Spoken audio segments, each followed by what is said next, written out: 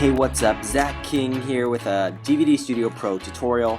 I just want to walk you through the basics and make you feel comfortable with this software. If this is your first time using DVD Studio Pro, this is a great tutorial for you. I'm going to walk you through and set you up for your DVDs to look the best quality. And if you have used DVD Studio Pro, well, this is also probably something you're going to want to watch. I changed a lot of the preferences that are defaulted here in the studio, and I'm going to show you how to get the best quality for your DVDs.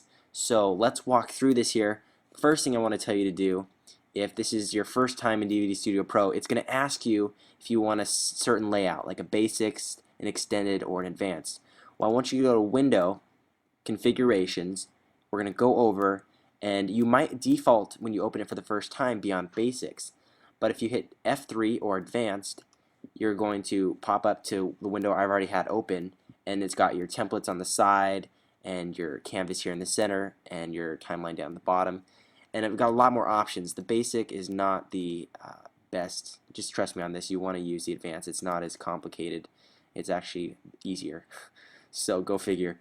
The next thing I need you to do is go to Preferences, and we're going to change a few things. Under these tabs, you got Project opened up. You can select the type of DVD you're going to be doing, but go ahead and go to Encoding. And since I'm going to be doing an SD project here for this example, I'm going to keep the aspect ratio 4:3.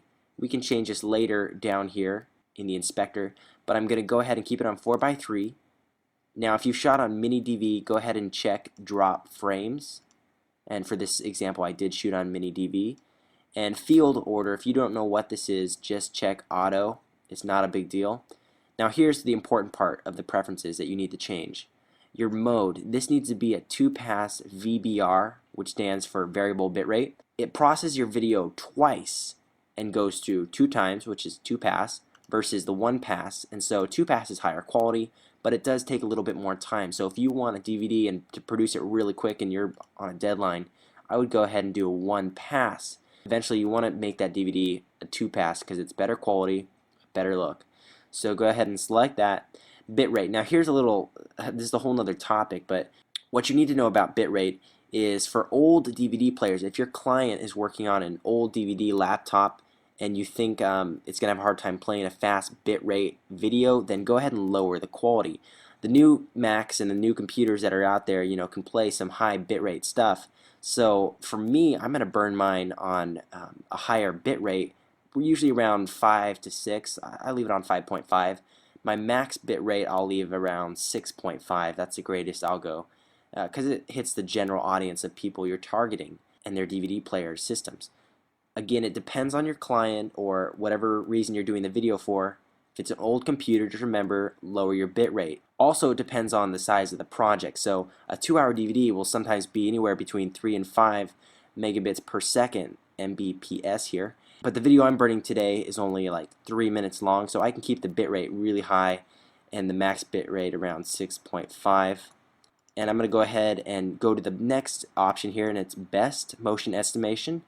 Again, depending on how fast you want your video to burn and format, you want it quickly, then hit good, but I'm going to keep it on best. If you ever mess up all these settings, go ahead and select Reset to Factory Defaults. And the method here, this is another important one. Again, depending on the computer that you're working on, this is going to change the options. If you're working on an older computer, an older Mac in this case, go ahead and select Encode on Build. I've got the newest Mac, so I can do background encoding, and if you have OS 10 and higher, you can be able to do background encoding. Basically what it's going to do is, while you're working on the DVD and setting up the chapters and all the files, when you import those files, they're going to be encoding if you have it on background encoding, which means while you're working in the background, the videos are encoding. Encode on build means once you select format and burn the DVD, it's going to take that extra time and encode before it burns. So that's a lot more time you're going to add to your formatting time. So I do background encoding. But again, it depends. If your computer's slow, you're going to need to do an encode on build. So I'm going to apply these settings and say OK. Now I'm going to import my file. I'm going to go ahead and select Import, and I'm going to go to my movie.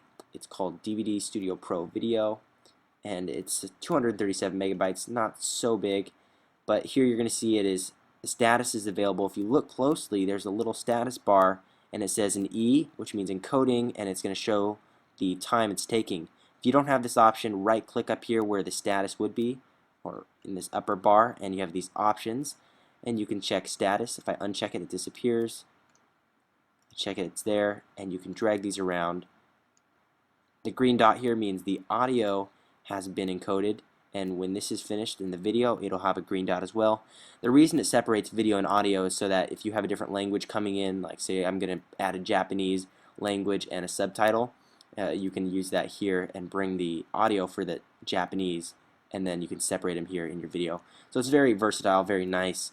And so we get our template ready here. So I'm going to use this frames cover template, and once this is finished, we'll drag it in and begin.